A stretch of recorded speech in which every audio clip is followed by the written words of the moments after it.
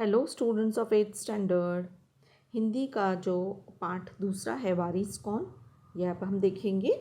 इसे शुरू करने के पहले अगेन मैं अभी आप सभी से रिक्वेस्ट करूंगी कि प्लीज़ चैनल को सब्सक्राइब करें, लाइक करें, ज़्यादा से ज़्यादा शेयर करें, जिससे बहुत सारे बच्चों का फ़ायदा हो सके।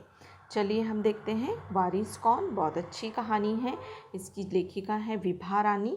इनका परिचय हमें यहाँ पर दिया है। देखिए, हम लेखक का परिचय ज़रूर देखेंगे क्योंकि कई बार हमें प्रश्न के उत्तर लिखने के समय इनके बारे में पूछा जाता है।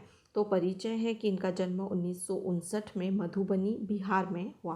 बिहार में मधुबनी एक जगह है, वहाँ पर इनका जन्म हुआ। परिचय है कि बहुआयामी प्रतिभा की धनी विभा रानी हिंदी और मैथिली की राष्ट्रीय स्तर की लेखिका हैं। मतलब ये बहुत बड़ी देश के स्तर पर लिखने वाली लेखिका हैं। आपने कहानी, गीत, अनुवाद, लोक साहित्य एवं नाट्य लेखन में प्रखरता से अपनी कलम चलाई है। मतलब इन्होंने कहानी, गीत, अनुवाद किया है बहुत सारी कहानियों का, लोक साहित्य और नाटक भी उन्होंने लिखे हैं। आप समकालीन फिल्म, महिला व बाल विषयों पर लोकगीत और लोक साहित्य के क्षेत्र में निरंतर काम कर रही हैं और इन्होंने बहुत सारे महिला और बाल विकास के क्षेत्रों में भी काम किया है। इनकी प्रमुख कृतियां हैं चल खुसरो घर अपने, मिथिला की लोक कथाएँ, गोनू झा के किस्से, यह एक कहानी संग्रह है। अगले जन्म मोहे बिटिया न कीचो, ये नाटक इन्होंने ये भी एक रचना की है। और नाटक समरथ द्विभाषी हिंदी अंग्रेजी का अनुवाद एक्चुअली है। और बिल टेलर की डायरी, इस तरह से इन्होंने कुछ कृतियाँ लिखी हैं। इस पाठ में, इस गद्य में इन्होंने हमें क्या बताया कि प्रस्तुत संवादात्मक कहानी के माध्यम से विभा रानी जी का कहना है कि हमें उत्तम फल प्राप्त करने के लिए समय और साधनों का सदुपयोग करना चाहिए। जो ऐसा करता है वही जीवन में सफल होता है। देखिए, जीवन की सफलता का स्वप्न तो सभी देखते हैं, लेकिन लेखिका का कहना है कि जीवन में अगर सफल बनना है तो जो भी समय हमें मिला है और जो भी साधन मिले हैं उनका उपयोग करके हमें सफल होने की कोशिश ज़रूर करनी चाहिए। चलिए हम इसे स्टार्ट करते हैं। कहानी बहुत सुंदर है। कहानी के रूप में ही हम इसे देखेंगे तो यह आपको जल्दी ही समझ में आएगी। देखिए, वारिस कौन में यह एक स्टोरी है। एक राजा था, उसके 4 बेटियां थीं। राजा ने सोचा कि इन चारों में से जो सबसे बुद्धिमती होगी उसे ही अपना राजपाट सौंपेगा। अब नेचुरली 4 बेटियां थी तो उन्होंने उनके ही बारे में सोचा राजा ने कि जो भी बहुत अच्छी बुद्धिमान होगी वही यहाँ यह पूरा राज्य मेरा संभालेगी। वह सोचने लगा इसका फैसला कैसे हो, वह सोचने लगा। लेकिन देखिए, 4 बेटियां हैं, उनकी बुद्धिमत्ता का तो पता लगना चाहिए। तो अंत में उसे एक उपाय सूझ गया। इसके लिए वो सोचने लगा राजा कि अब मुझे क्या करना चाहिए। तो उसे एक उपाय आता है।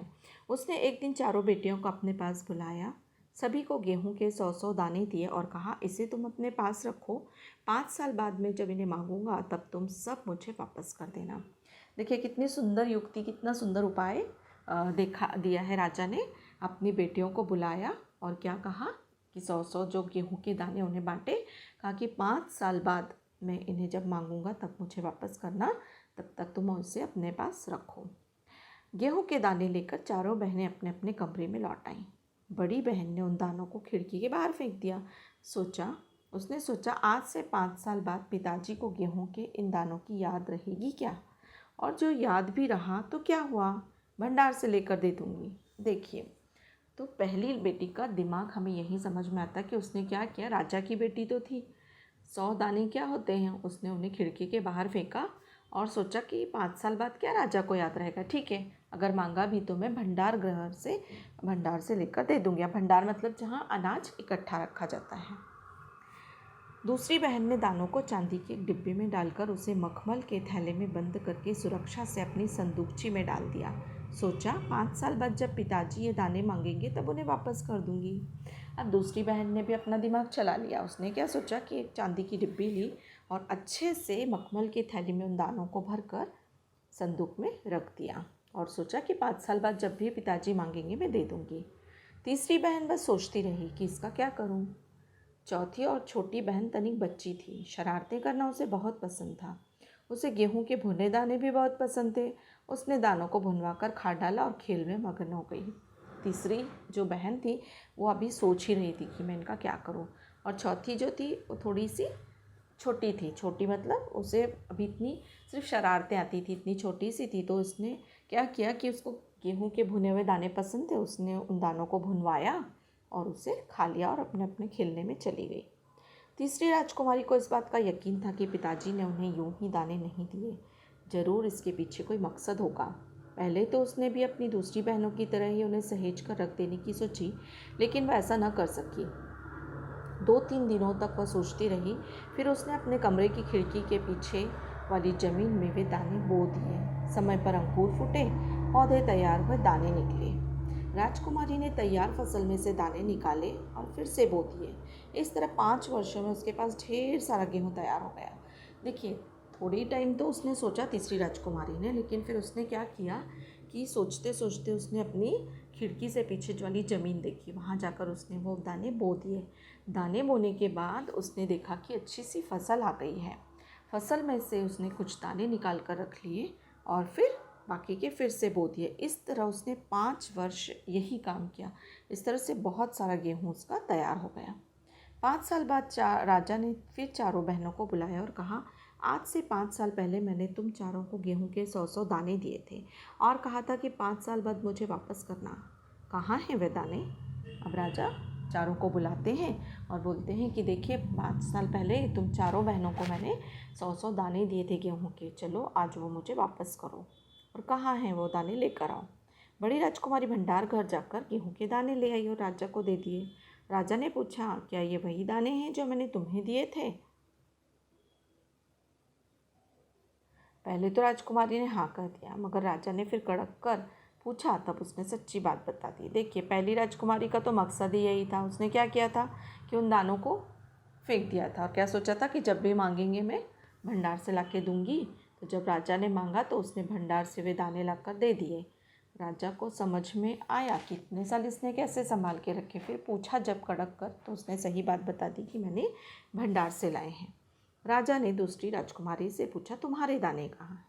दूसरी राजकुमारी अपनी संदूकची में से मखमल के खोल वाली डिब्बी उठा लाई, जिसमें उसने गेहूं के दाने सहेज कर रखे थे।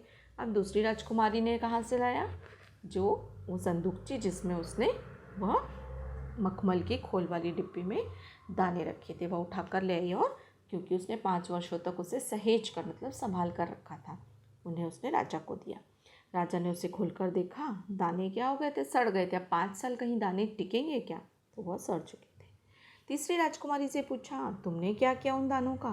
तीसरी ने कहा, मैं इसका उत्तर आपको अभी नहीं दूंगी, क्योंकि जवाब पाने के लिए आपको यहाँ से दूर जाना पड़ेगा और मैं वहाँ आपको कल ले चलूँगी। तीसरी राजकुमारी क्या बोलती हैं कि ठीक है, मैं आज आपके सवाल का जवाब या वो दाने आपको आज नहीं लौटाऊंगी, क्योंकि वो यहाँ नहीं है। इसके लिए आपको मेरे साथ कल चलना पड़ेगा। राजा ने अब चौथी और सबसे छोटी राजकुमारी से पूछा। उसने उसी बेपरवाही से जवाब दिया, उन दानों की कोई कीमत है पिताजी? वैसे तो ढेरों दाने भंडार में पड़े हैं। आप तो जानते हैं ना, मुझे गेहूँ के भुने दाने बहुत अच्छे लगते हैं, सो मैं उन्हें भुनवा कर खा गई।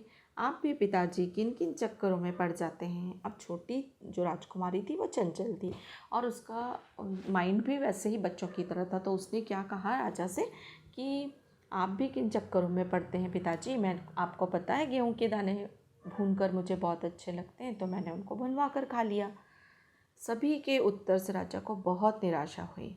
क्यों? क्योंकि राजा इस समय वारिस की तलाश में था। चारों में से अब उसे केवल तीसरी बेटी से ही थोड़ी उम्मीद थी। अब तीसरी बेटी ने अभी तक जवाब नहीं दिया था, इसलिए राजा को उसी से उम्मीद थी। दूसरे दिन तीसरी राजकुमारी राजा के पास आई और उसने कहा, चलिए पिताजी, आपको मैं दिखाऊं कि गेहूं के वे दाने कहाँ हैं। तो जैसे कि तीसरी राजकुमारी ने दूसरे दिन का वादा किया था राजा से, तो उन्हें आकर कहती है कि चलो आज आपको मैं वो दाने दिखाती हूँ।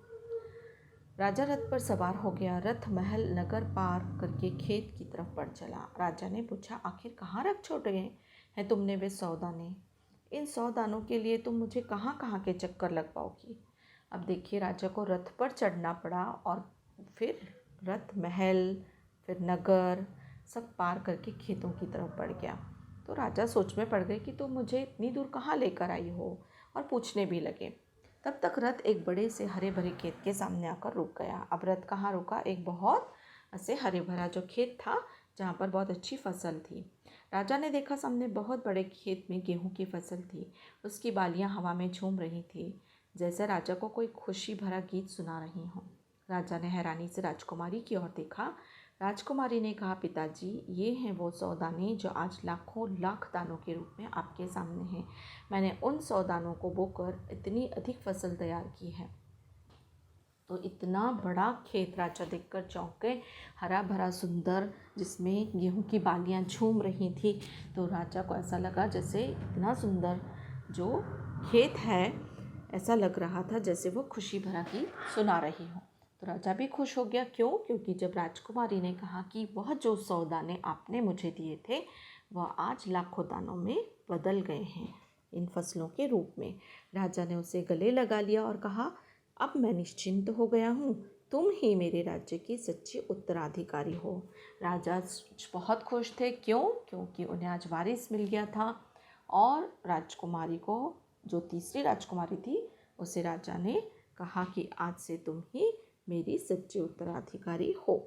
तो यहाँ हम इस कहानी से क्या सीखते हैं कि हमें साधन मिलते हैं, समय भी हमें मिलता है, लेकिन हम उस समय का उपयोग कर पाते हैं कि नहीं।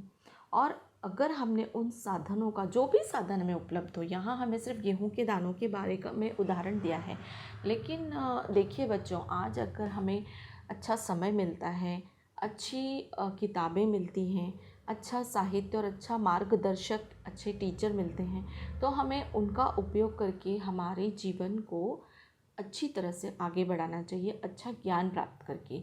यह एक सीख इस कहानी से आप सभी लोग लोगे, क्योंकि आज बहुत सारे साधन, मतलब माता पिता आज बच्चों के लिए बहुत सारे साधन जुटा पाते हैं कि वो सोचते हैं कि हमारे बच्चे पढ़ लिख कर अच्छे आगे बढ़ें। तो इस कहानी से एक सीख आप ज़रूर लो कि हमें जो भी साधन उपलब्ध हुए हों, लेकिन हम अगर हमारे सिखाने वाले गुरु अच्छे हैं, हमें अच्छा समय दिया है, अपने माता पिता ने अच्छे साधन दिए हैं, तो हमें उनका उपयोग करके अपने जीवन को भी सफल बनाना चाहिए और अपने माता पिता को भी खुश करना चाहिए। तो चलिए, इस लेसन को आज हम यहीं ख़त्म करते हैं और अगले वीडियो में हम आगे के लेसन्स लेके आगे बढ़ेंगे।